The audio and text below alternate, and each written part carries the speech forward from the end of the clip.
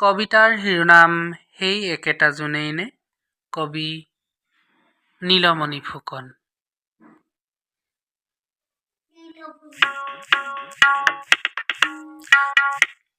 জোপোহা গছবোৰৰ মাজত সোমাই থকা সৌটো জোন, সেই একেটা জোনেই নে?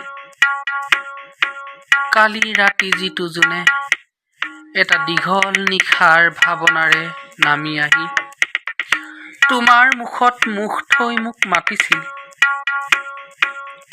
ঘূৰণীয়া মুখৰ যিটো জোনে কালি ৰাতি তোমাৰ দৰে সকলো ৰমণীৰ ওঠত ওঠ থৈ কামুৰি ধৰিছিল ওঠৰ কঠিন উজ্জ্বলতা, আৰু সেই উজ্জ্বলতাৰ ৰক্তিম উত্তেজনা লঠঙা গছবোৰৰ মাজত সোমাই থকা সৌটো জোন, সেই একেটা জোনেই নে?